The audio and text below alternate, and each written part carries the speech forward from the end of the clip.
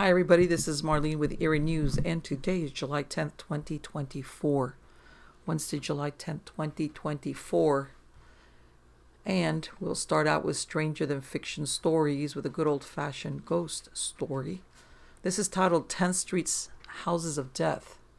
In 1856, a huge mansion was built at 14 West 10th Street, right off what is now known, right off Fifth Avenue in an area now known as Washington Square Park. In 1957, Jan Bryant Bartell moved into the house adjacent to the 100-year-old brownstone, and it was not long before she realized she was never alone within those walls. She eventually wrote a book about her experiences titled Spindrift, Spray from a Psychic Sea, which detailed her experiences in both homes that shared a wall. Janice, or Jan Bryant Bartell, didn't always live at 14 West 10th Street.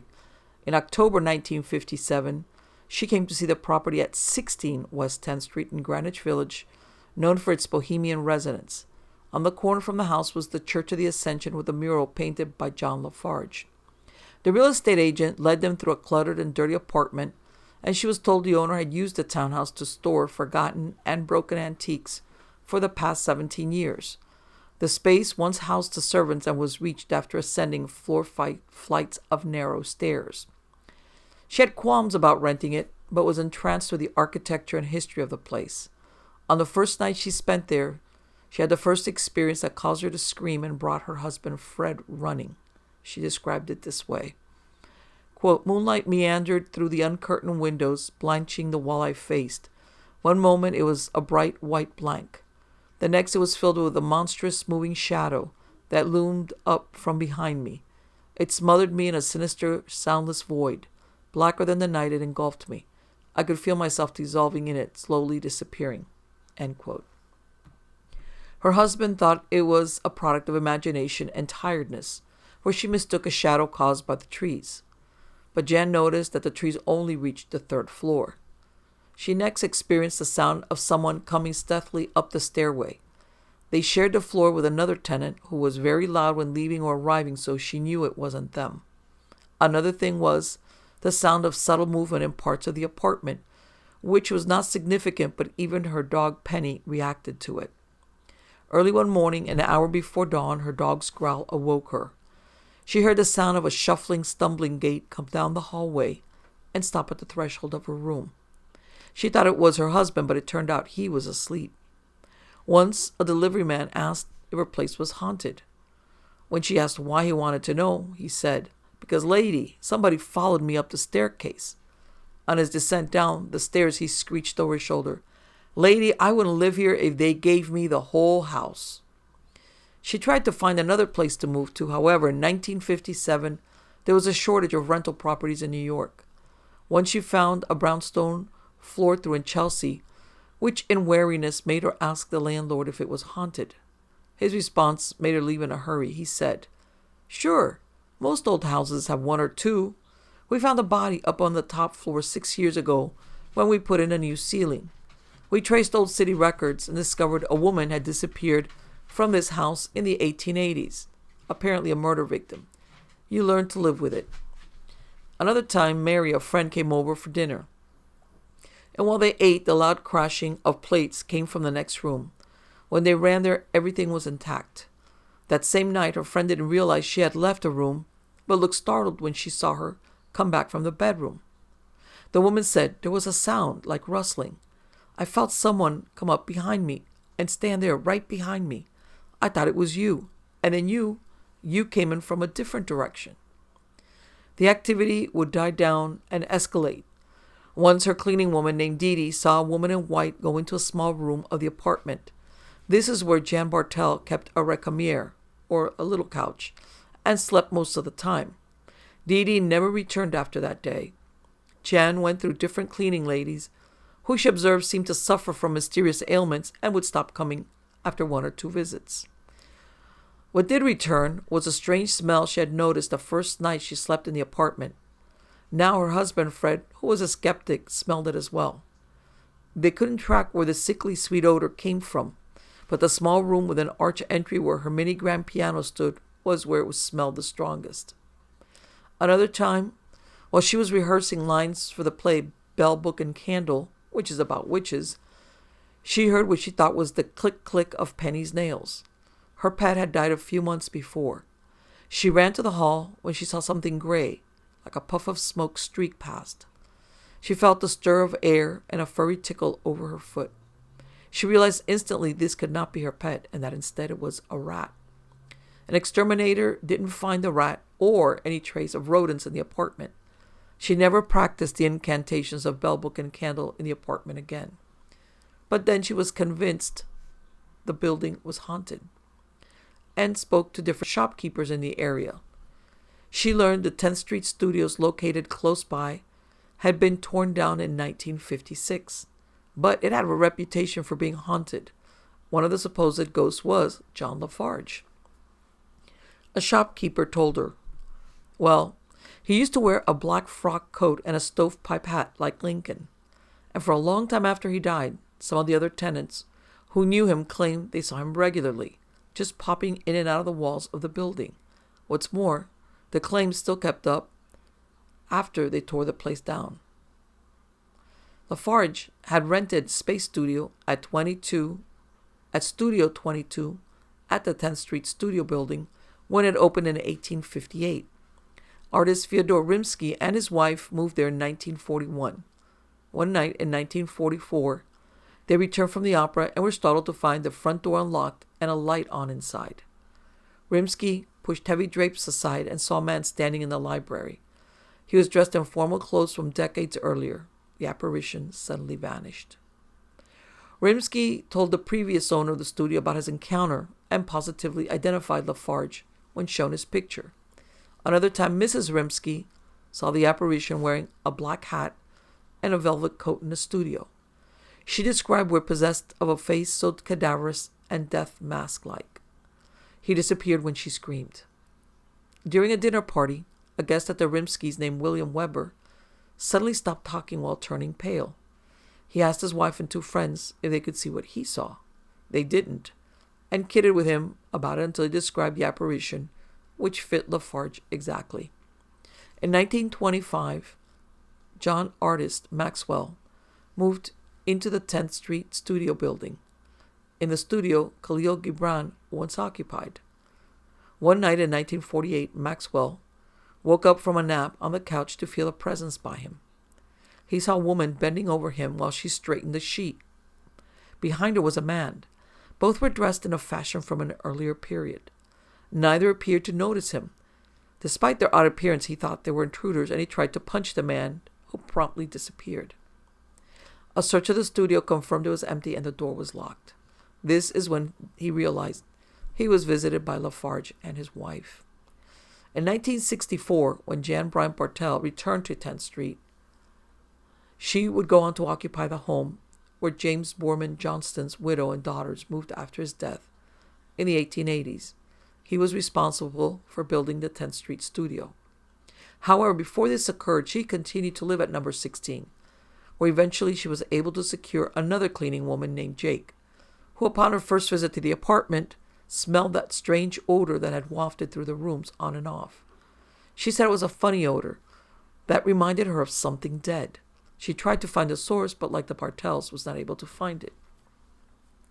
One day, she heard the cleaning woman talking in a low voice. When she asked if she was talking to herself, the woman responded she was talking to a gray cat that had just scooted by her into the bathroom. Jan wondered if this was the furry thing she mistook for a rat when it ran over her foot. By then, Jan Bryant Bartel tallied they had one ghost that smelled like death, one that smelled fragrant and rustled while it walked, and a gray cat. In 1963, she saw Hans Holzer on a TV show and wrote a letter to him. Among the description of her experiences, she told Holzer in her letter that, quote, I became very ill the first week we moved in here, and I have been ill on and off more than I have ever been in my life since we came to this apartment.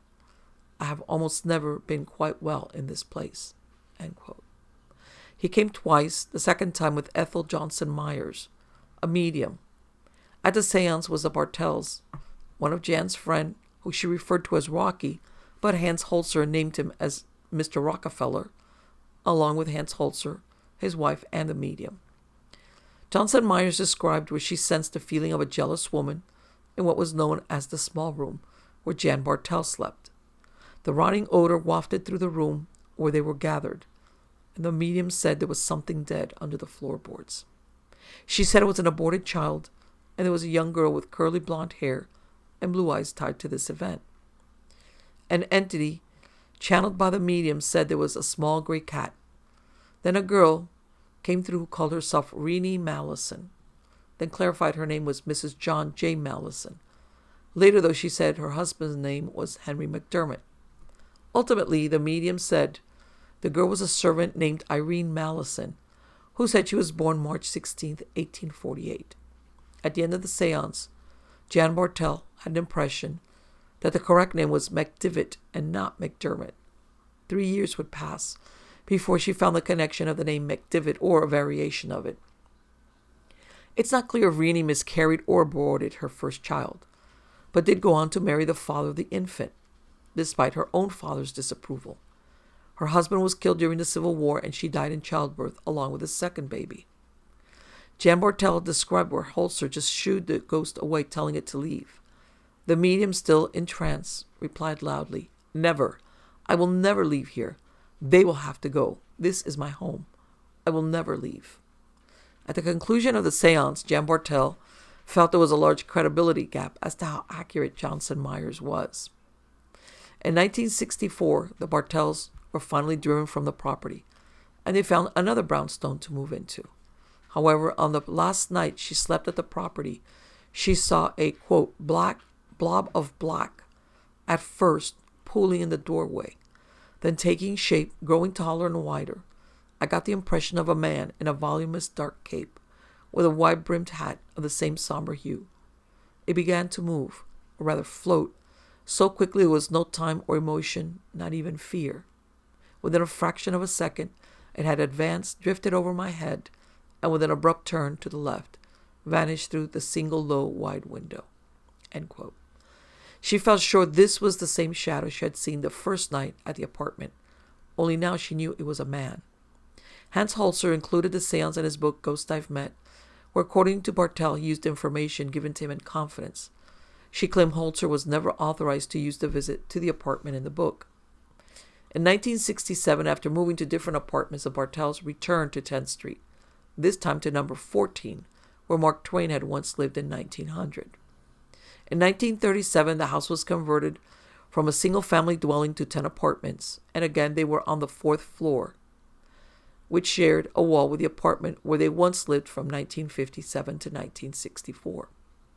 In 1938, David O. Selznick arranged for a plaque in memory of Mark Twain to be dedicated outside number 14.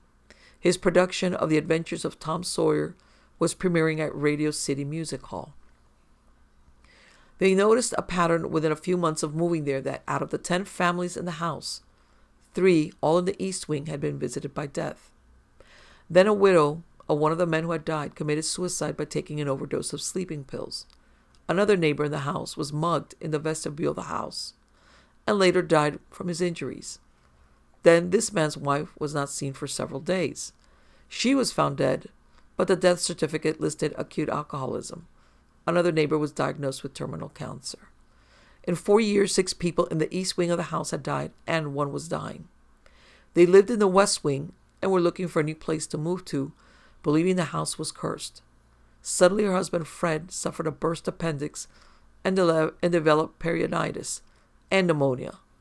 Her husband survived, but the sick neighbor succumbed. One day she went looking for the superintendent, who she thought lived in the basement. He was not there.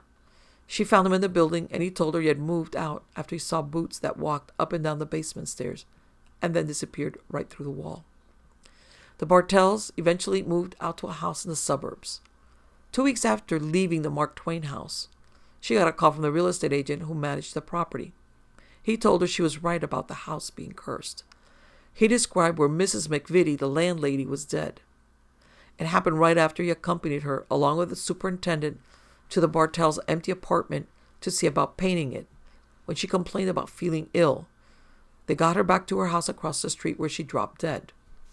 A few weeks later, She got a call from the listing agent again, who told her Mr. McVitie, the landlady's husband, had died in the basement of the Mark Twain house. He apologized for laughing at her before, when she first told him the house was cursed. He had decided to stop working with the property. Jan Bartel wondered if the surname of McVitie, not McDivitt, was the correct surname that came up in the seance with Holzer. At this point is when Jan Bryant Bartel decided to write a book about her experiences. She went to the Mark Twain house to speak to the superintendent, who told her he had been working there for over 30 years. She asked him if he had ever seen anything else besides the boots. He said he sometimes saw shadows upstairs in the halls. He then told her stories that the previous super had related to him. It had to do with Samuel Clemens, a.k.a. Mark Twain, who had been seen twice back in the 1930s on the second floor. The superintendent described where, quote, a mother and daughter and a young widow woman was sharing the apartment. The mother, she came into the living room one evening before the lamps were lit, and she saw an old man with white hair, wild-like. He was sitting in a chair looking out the window, and she said, "Who are you? What do you want here?" And he said, "My name is Clemens, and I had problems here. I gotta settle." End quote. The same family saw him a second time in the back bedroom. The family moved out, and he confirmed this was the apartment in the East Wing where the first suicide occurred. In 4.5 years, 9 people living in it or closely associated with the property were dead. There was an editor's postscript at the end of Jan Bartel's book that read, Jan Bryant Bartel finished the writing of Spindrift in March of 1973. After delays in the typing, as one typist after another fell ill, she delivered the completed manuscript to the publisher on May 14. With elation, she looked forward to moving back to her beloved Greenwich Village, however far from 10th Street. On June 18th, Jan died alone at her home in New Rochelle. The coroner's report listed the cause of death as a heart attack. It was surmised that Jan, who was neurotic and suffered from depression, committed suicide in the bathroom on June 18, 1973. However, this has never been confirmed. Her death was the 10th person who had lived at 14 West 10th Street. Throughout the years, it's been reported that 22 deaths took place of people connected to this property. One of the most recent and most notorious took place in 1987 at number 14. Joel Steinberg, a Sparta attorney, and his girlfriend Hannah Nussbaum, who worked at Random House as an editor of children's books, presented a facade of a successful professional couple. They told neighbors they adopted 2 children, Lisa 6 and Mitchell 18, their respective ages in 1987. Steinberg beat Lisa after freebasing cocaine and left her unconscious in the bathroom. He went to meet friends, and Nussbaum didn't help the girl because she was afraid of Steinberg, or so she claimed during the trial. When he returned, he freebased more cocaine with Nussbaum until 4 a.m. The girl was still unconscious, and help was not called until 6:30 a.m. Authorities found the second-floor apartment in disarray. Nussbaum's face was bruised, and Mitchell wore a urine-soaked diaper and was covered in dirt. He was tied to a playpen by a length of rope around his waist. Lisa died 3 days later when she fell into a coma.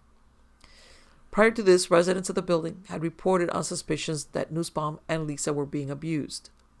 Steinberg was convicted of first-degree manslaughter and was released in 2004 after serving 16 years in prison. It turned out he had never legally adopted either child. Later interviews of him after his release report that he expressed no remorse over Lisa's death. The charges against Nussbaum were dropped since she was presented as a victim of domestic abuse. Critics suggested she was a consensual partner in a sadomasochistic friendship and an unprosecuted conspirator in her daughter's death. Number 16, adjacent to number 14, had its own weird history. Now, number 16 is the original apartment that Jan Bartel lived in.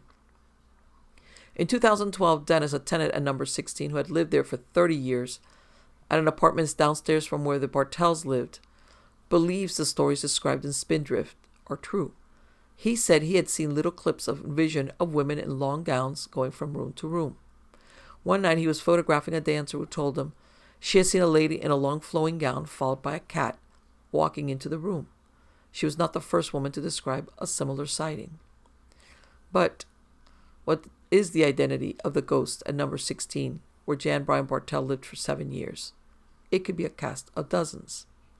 In 1878, number 16, 16th Street, was occupied by James Franklin Doherty Lanier of the firm of Winslow Lanier and Company, bankers on Nassau Street.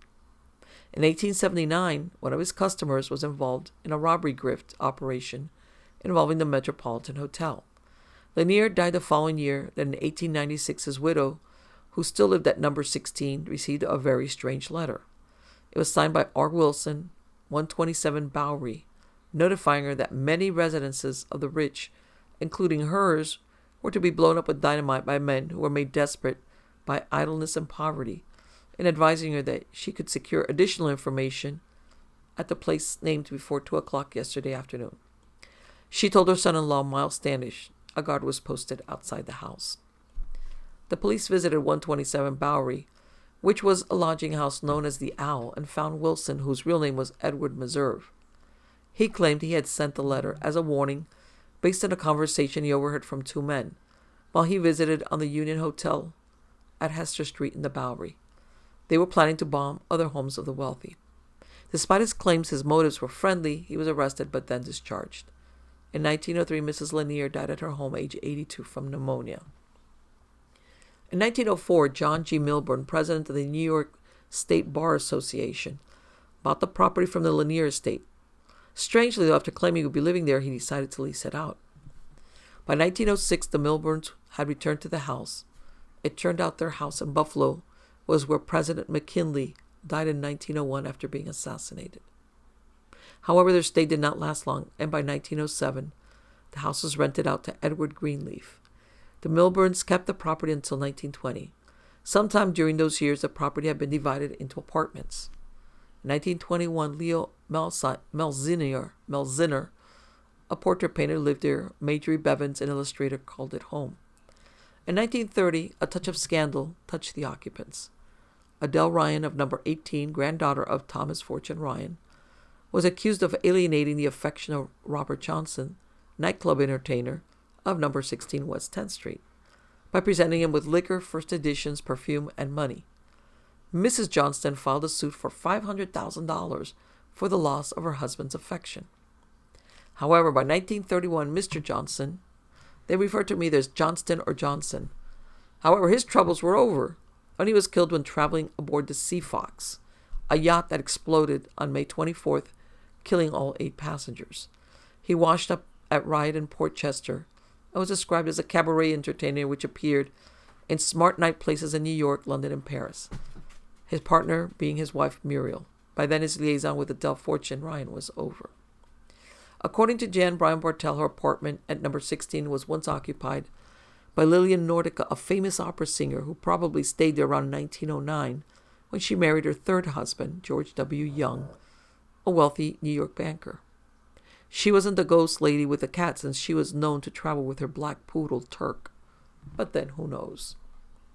So in other words, this place had been around. By the time Bartel moved in there, it had been, well, both houses, because these brownstones, they share a wall, had been around for 100 years.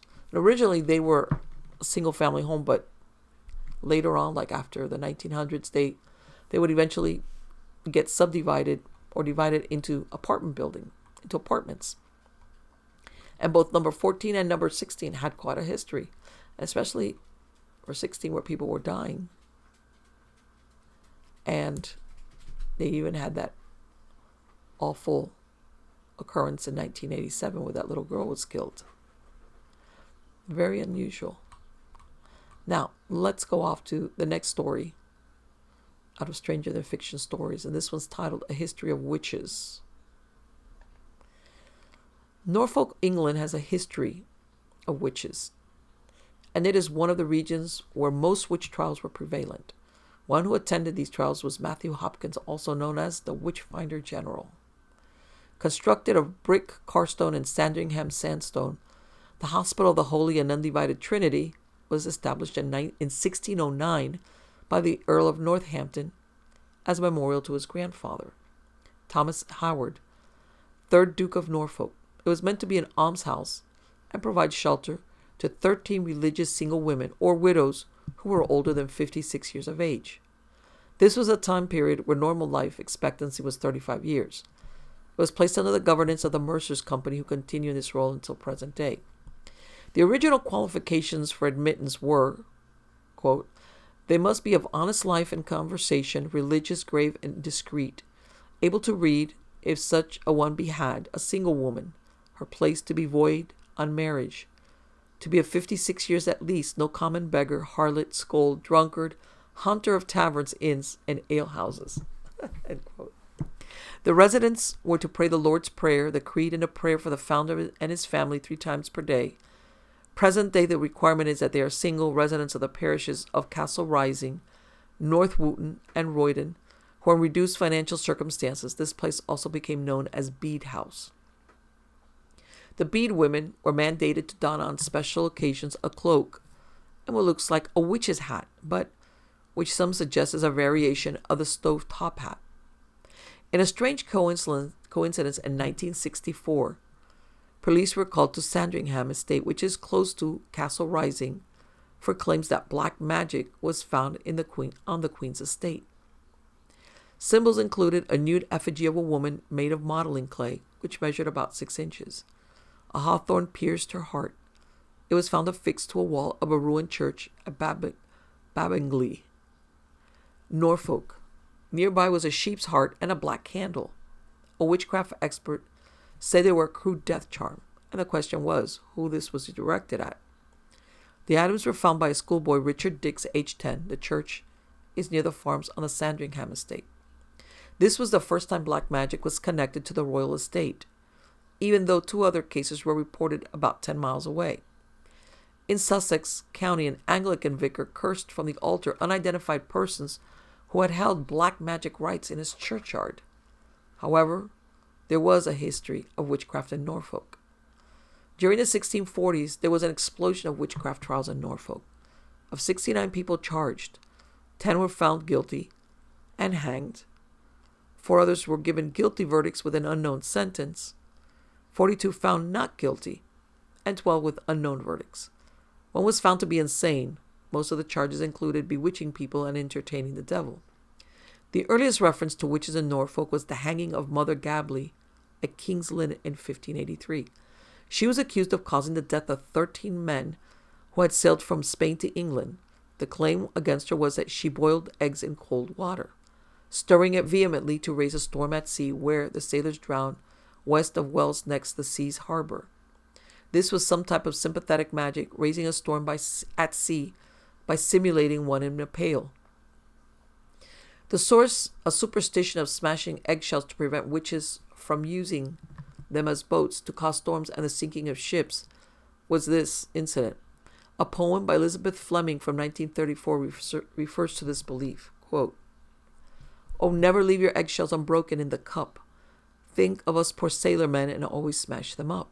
For witches come and find them and sail away to sea and make a lot of misery for mariners like me. They call up all the tempests from Davy Jones' store and blow us into waters where we haven't been before. And when the masts are falling in splinters on the wreck, the witches climb the rigging and dance upon the deck." End quote.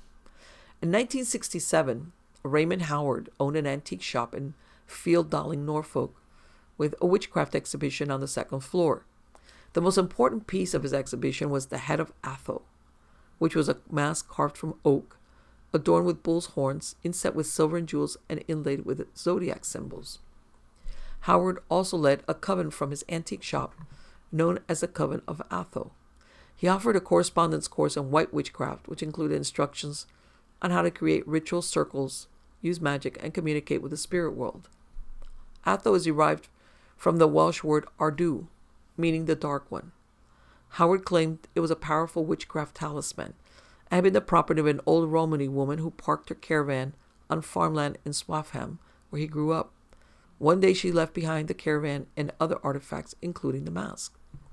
1 month after Howard gave the local newspaper a tour of the shop, the mask was stolen. High on Howard's list of suspects was Charles Cardell. The reason for his suspicion started years before. Major Charles Cardell, born in 1892, had served in India in the army. However, by the 1950s and 60s, he worked from a consulting room in London as a conjurer and a questionable psychologist. He presented a woman named Mary as his sister, even though they were not related, and there was a 22-year age difference.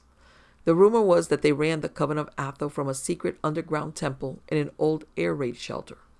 They had a long history of dabbling in the occult. The couple also ran the Dumblecot Magic Productions, which produced paraphernalia including Moon Magic Beauty Balm, made from a genuine old witch formula. In 1959, Raymond Howard went to work for the Cardells. However, within a year, they had a falling out, and he tipped off newspapers about their witchcraft rituals carried out on their 40-acre property. Cardell, who was also known as Rex Nemorensis, denied the allegations of black rituals and said he and his sister were professional psychologists with consulting rooms at 63 Queensgate, London. They specialized in paranoid schizophrenia caused by dabbling unwisely in the occult arts. They said their creed was handed down from the Druids and listed their followers in the thousands. The couple denied claims that ceremonies took place in the woods near their house, with people wearing ceremonial robes and the existence about a group called The Vent. Howard claimed that Cardell had written him a note that said, quote, "In 30 days from now, I have to meet The Vent and plead your case. In plain language, save your neck," end quote. Prior to this, he had sent Howard an effigy pierced with a needle and a mirror. After this, Howard moved to Norfolk to set up his antique shop. William Hall, the reporter who wrote the story, had to testify in court in 1967 when the Cardells sued for libel, since they were named as two of the 12 hooded figures who he had seen take part in a sinister ritual in the wood. The Mask of Atho measured 3 feet in height and, according to Howard, had been proven by laboratory tests to be made of English oak and to be about 2,200 years old. Excuse me. Later, Raymond Howard claimed the mask was given to him by a white witch called Alice French, who he had known since childhood. After his death, Howard's son, Peter, said his father had made the head himself. There was a rumor that Charles Cardell had the head stolen and buried in Surrey. This was not the first time this type of relic was stolen. In 1897, the Dorset Ouzel, crowned with bull's horns, also went missing. The mask came to public attention in 1891 when the Cave family of Melbury Osmond's Holt's farm owned it. Throughout the years, various historians have debated the origins of the head. Some believed it was a part of a horn costume of the devil used in mummers' plays. Folklorist Margaret Murray believed it was a representation of a pre-Christian god of fertility, whose worship survived in Dorset into modern times. She posited that those tried as alleged witches were adherents of a surviving pre-Christian fertility religion, claiming that the mask was a cult item that reflected continuing worship of the cult's horn god. The Dorset Ouzel was cut from a single block of wood, except the lower jaw, which was connected by leather hinges to the mask. The folklorist H.S.L. DeWar stated that, quote, "The expression of the eyes conveyed a really agonized spirit of hatred, terror, and despair," end quote. In 1975, a replica was made. Neither mask has ever been found. In 2011, a mummified cat was found in the ceiling of room 10 of the Duke's Head Hotel in Kings Lynn, Norfolk. The hotel dates back to 1683, and it overlooks a square which was once used to carry out executions.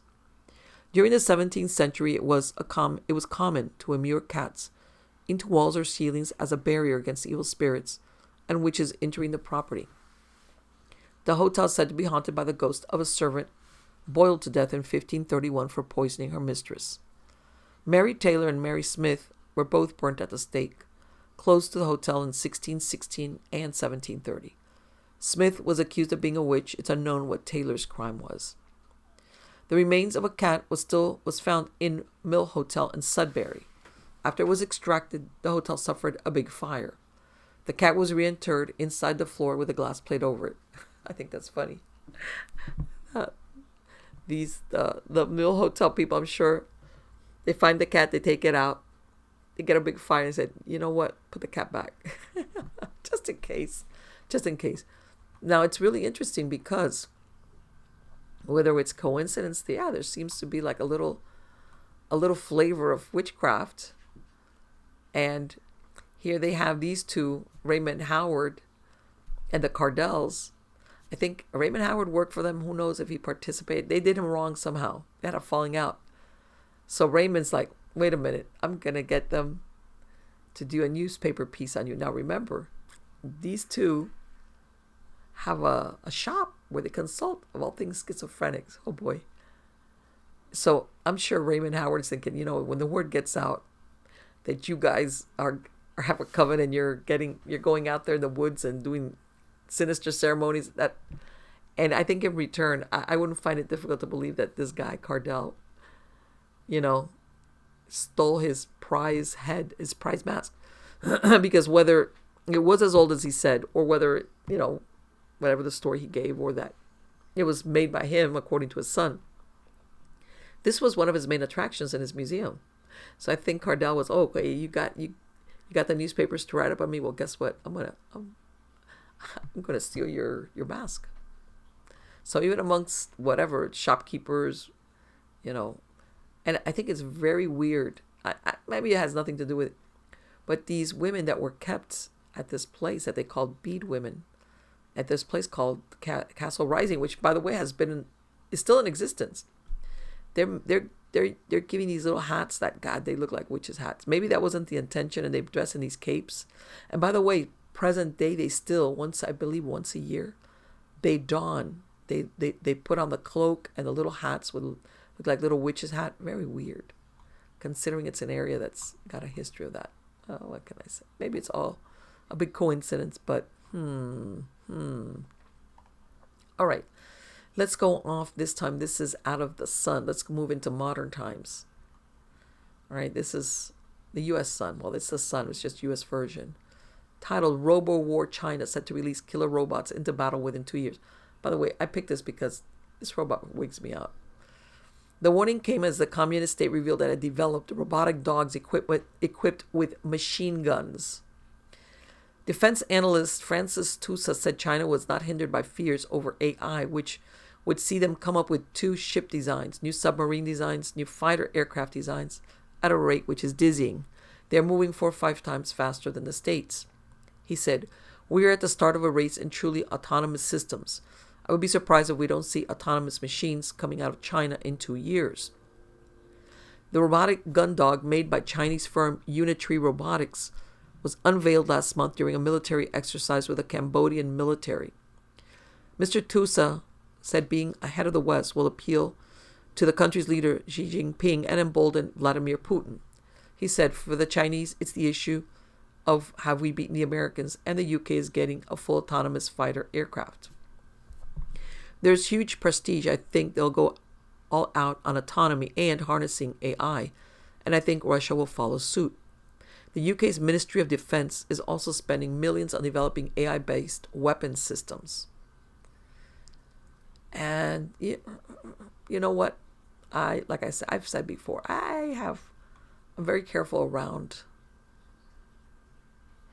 But okay. However, let me finish that up. I'm sorry. I thought this was done. But it told, as far as the Chinese representative, that they do not possess fully autonomous weapons and had no intention of developing them. If anybody remembers that movie RoboCop, where they do have, in the movie, they did have robotics, but it goes out of control. As a matter of fact, they wanted to have a RoboCop. In other words, something that was human, in other words, that could tell the difference. And these dogs, that I've seen a version with no head, which they've mounted, I guess, as you could tell, I don't know if this is a machine gun or I don't know what weapon this is. It's like, that's scary, because if this thing decides, let's see if we can watch the video on this. Hold on, let's see. So you guys, here we go.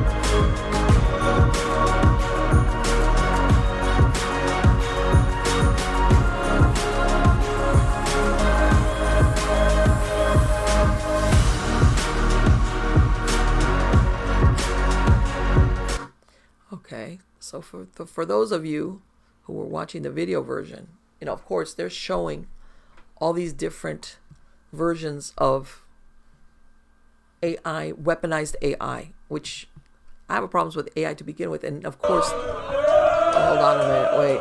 Okay, I don't want to see that.